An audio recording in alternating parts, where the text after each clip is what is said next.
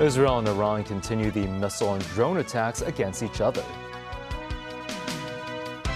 Israel strikes Hezbollah in Lebanon as the war spreads. And some U.S. cities ramp up security measures against potential retaliatory threats.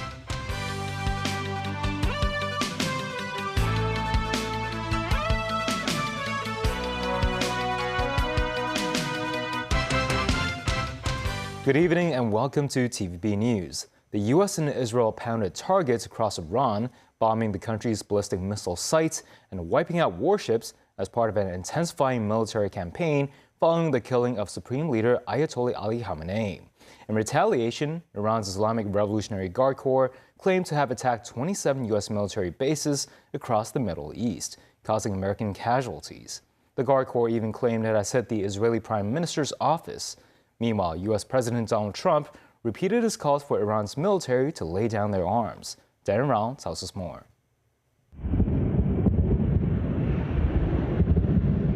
Iran's capital, Tehran, is under heavy attack, with multiple explosions and fires erupting across the city as air raid sirens blared through the streets.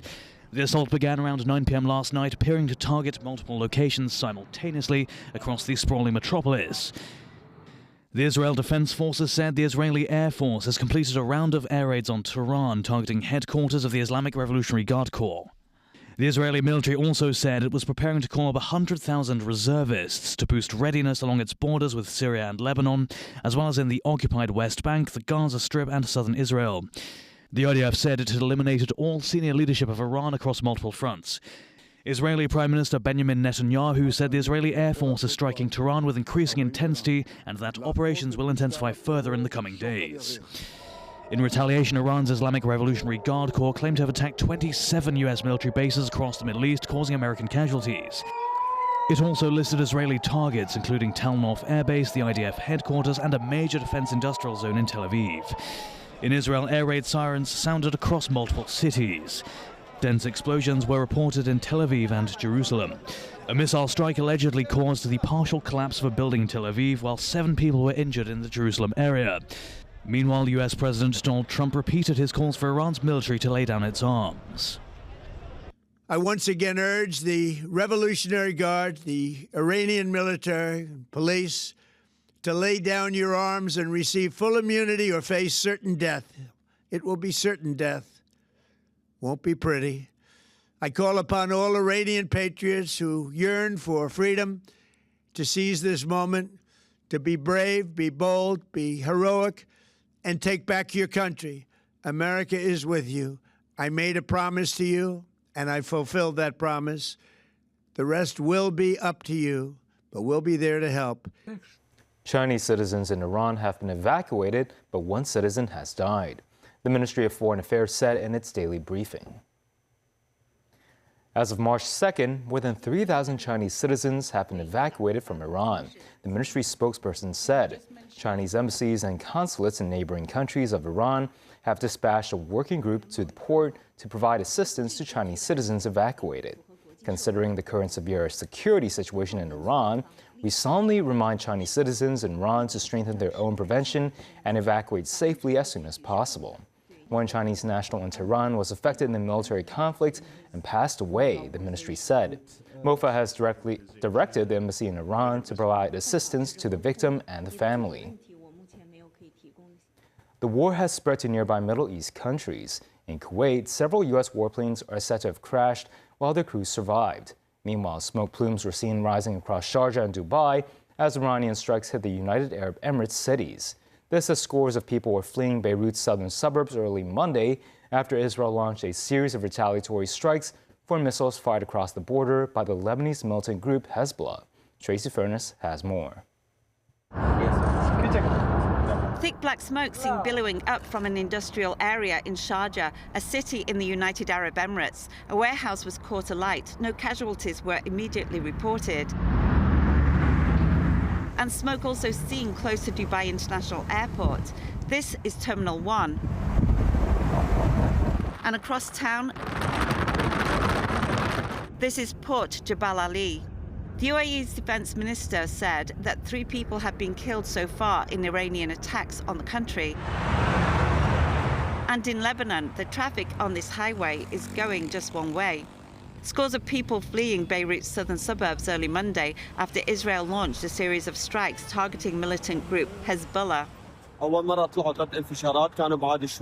This man said he heard 3 explosions, so went up to his roof and saw that the explosions were behind him. We could only see the smoke. We all fled after 10 minutes. There was the last strike. It was 3 consecutive strikes, he said. Lebanese government officials had urged Hezbollah not to enter the fray in support of Iran, fearing another damaging war. The country had not recovered from the last Israel-Hezbollah war, which nominally ended with a US-brokered ceasefire in November 2024. In Syria, 4 people, including 3 children, were injured in Ain Terma by Iranian missile debris. Syria's state news agency Sana reported. The injured, a father and his 3 daughters, were transferred to a hospital. Their injuries minor. Syria's civil defense surveyed the wreckage in Ain Terma, a town outside the capital Damascus, after receiving reports of a rocket explosion. Projectiles seen, too, over the occupied West Bank, glowing fragments in the night sky, believed to be from an interception of an Iranian missile. And in Iraq, Iran-backed militia said Sunday they had struck American bases in Erbil with drones and rockets as retaliatory attacks for the killing of Iran's supreme leader, Ayatollah Ali Khamenei. The umbrella group dubbed as Islamic Resistance claimed responsibility for the attack and also for targeting US troops at the Baghdad airport. Tracy Furness, TVB News. Protests for and against the U.S. and Israel military operation in Iran have broken out across the world.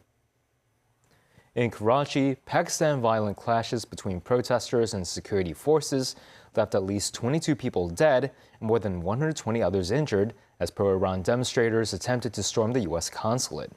Elsewhere, Iraqi security forces fired tear gas at dozens of anti-U.S. protesters after they attempted to enter Baghdad's heavily fortified green zone, which hosts the U.S. embassy. People demonstrated in New York in support of U.S. strikes in Iran. A small crowd of people supporting the military strikes marched near the United Nations calling for freedom in Iran, thanking U.S. President Donald Trump. The exiled son of Iran's last Shah, overthrown during the 1979 Islamic Revolution, claims he is taking charge of the transition to a new government.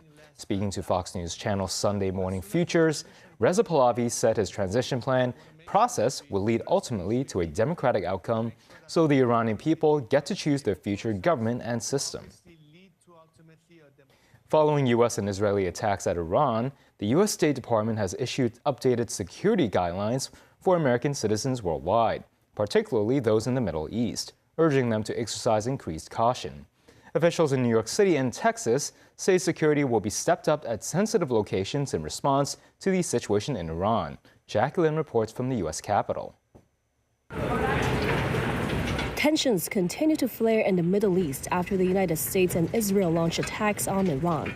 At one of Washington, D.C.'s 3 major airports, International Thurgood Marshall Airport, security appears to be at a regular level.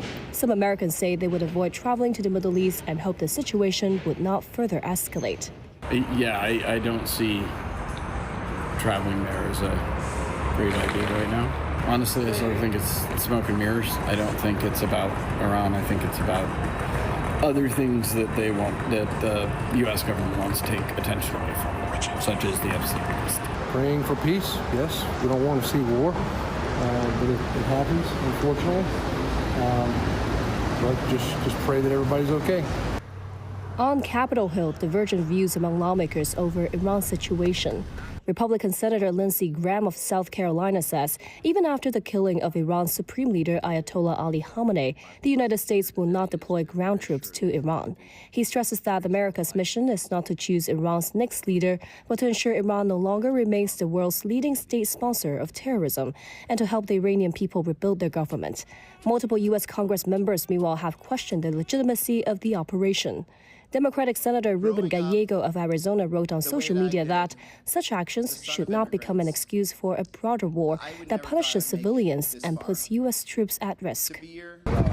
We spoke with police officers outside the White House. They told us security levels around the perimeters has remained the same with no significant increase in manpower in response to recent protests or the situation in Iran.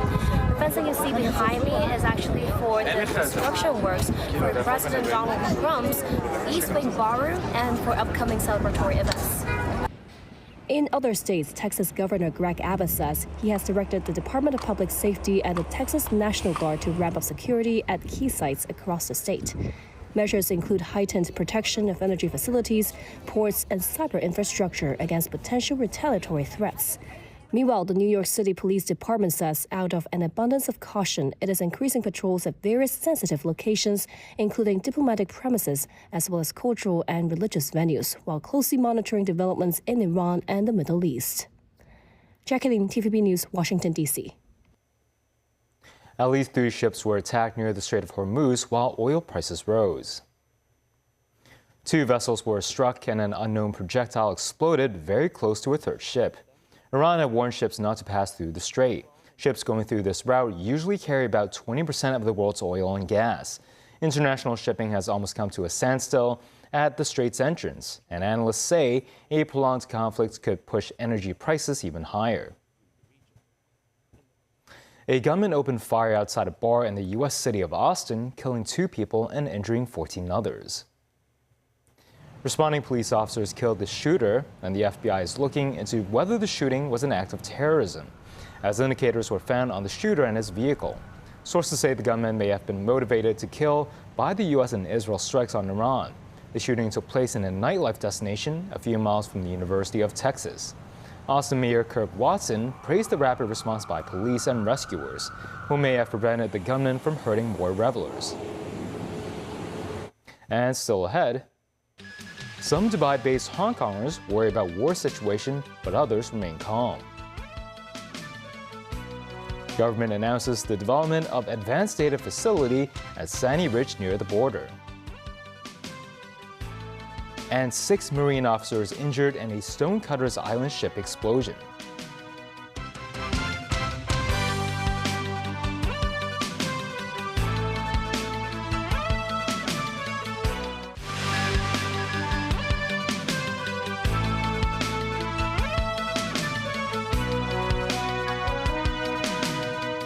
Welcome back.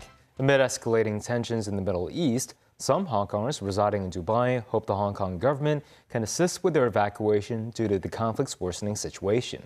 The Travel Industry Council of Hong Kong noted the temporary closure of the Dubai International Airport will continue to affect local travelers in the Middle East, Europe, and Africa, but added that most of them are currently in safe condition. Iran and Israel may be the main belligerents of the devastating conflict, but several Arab nations in the Persian Gulf have also been subject to attacks.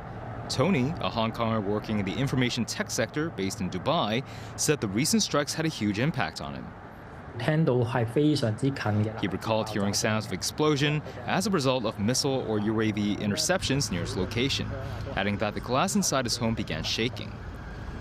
Tony said he prepared ample food and bag carrying items that could facilitate his evacuation in light of the current situation, and plans to travel to neighboring Oman before flying to another Asian destination for safety. He stressed his fear about evacuating with his 2 children, especially if they're faced with the possibility of a power outage or being cut off from the internet. Tony pleaded for more support from Hong Kong authorities, particularly in the provision of more efficient travel arrangements and reminders. This is Dong Lei, another Chinese national residing in Dubai, said life in the city remains relatively normal, saying that he has yet to witness scenes of panic buying at local supermarkets. Dong said people continue to visit entertainment venues and aren't afraid to dine outside, emphasizing that he won't stay at home and he won't fear intercepted missiles or debris falling from the sky. He added that he only wishes normal citizens would not be dragged into a conflict and for peace to quickly return to the region. Financial Secretary Paul Chan stressed the Middle East is an essential market to Hong Kong, adding that maintaining decent ties between the nation and the region will greatly benefit the city. This, as the FS said, Hong Kong remains a safe haven port in times of conflict, further noting that he would travel to the Middle East once regional stability returns. He also noted many Middle Eastern investors have shown interest in diversifying their assets, emphasizing that Hong Kong and the region will engage in stable cooperation after building up mutual trust. On Hong Kong's contribution to development in the region, the FS said several local advisors and construction companies have already played a part in the infrastructure development in Saudi Arabia since the enthronement of the present Saudi Crown Prince. The government on Monday said that a mainland company has obtained the Sandy Ridge Data Facility cluster site with a tender premium proposal of $581 million. The site will be developed into an advanced data facility for related industry uses. Mosinai reports. Located in the northern metropolis, the Sandy Ridge Data Facility cluster site covers an area of more than 110,000 square meters. The government implemented a two-envelope approach for the site's tender assessment. A weighting of 70% was allocated to the non-premium proposal and 30% to the premium proposal.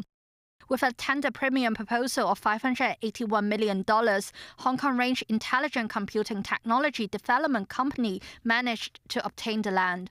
Its parent company is in Hebei Province, who has operated 20 data parks on the mainland.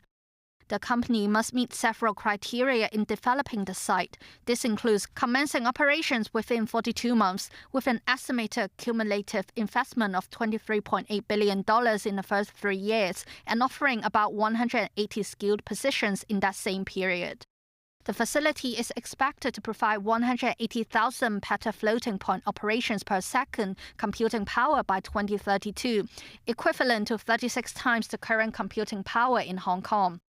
Secretary for Innovation, Technology and Industry Sun Dong said the government had only received one tender bid for the site. He said while authorities had received multiple bids, the Sandy Ridge development project will be challenging and require a substantial amount of investment. Mums 9, TVB News. The 15th five-year plan proposal supports the development of Hong Kong and Macau as international hubs for top-tier talent. A lawmaker has suggested easing entry and exit restrictions for foreign visa holders in the Hetao Shenzhen Hong Kong Science and Technology Innovation Cooperation Zone to attract more talent and businesses. Sakura Ip has more. Mr. Zhou is a Hong Kong permanent resident originally from mainland. He now lives in Shenzhen and works for a mainland medical robotics company with offices in both cities. With a new office in the Hetao Cooperation Zone on the way, Mr. Zhou finds the zone's talent support policies attractive, including a tax waiver for working in mainland China. The company also employs several mainland experts, including Ms. Yan. She hopes the government will introduce more policies and support within the zone for employees' families, such as children's education. Straddling the Shenzhen River, the Hetao Zone is divided into Shenzhen Park and the Hong Kong Park. Hong Kong residents working in the Shenzhen Park pay tax at Hong Kong rates, with the difference covered by Shenzhen government subsidies of up to 5 million yuan per year. They can also live in talent apartments provided in the zone. A white list system is operated by both parks. Those on the list can cross the border using facial recognition without going through clearance. Over the past 2 years, the Shenzhen Park has attracted more than 400 companies, while the Hong Kong Park, which opened at the end of last year, already hosts 60 firms. Lawmaker Johnny Ng suggested the SAR government could work with the central government to relax visa requirements for foreign professionals. If they have a premises to enter the mainland special zones, the loop, the 3 square kilometers, need not to apply any visas of mainland China. I think it is a very convenient way for them to working in that areas. So that is implied that the enterprise located that area can easily to attract more international and global talents. Also proposed extending similar arrangements to Chinese talent working in the Hong Kong Park, which would help attract tech giants and accelerate more R&D projects. Sakura, TVB News. 6 people were injured in a ship explosion at Stonecutters Island government dockyard on Monday morning. The explosion involves a Marine Department's vessel. After the accident, several Marine Department staff were sent to Princess Margaret Hospital for treatment. Police received reports at around 10:30 a.m. saying an explosion happened at Stonecutters Island government dockyard. The Marine Department said that the accident occurred when its staff was conducting an annual check of the ship. It's understood that during the process, gas leaked from a marine battery, leading to a small explosion. The department said 5 of the 6 employees could be discharged from the hospital later today. And that's the news. Thanks for watching.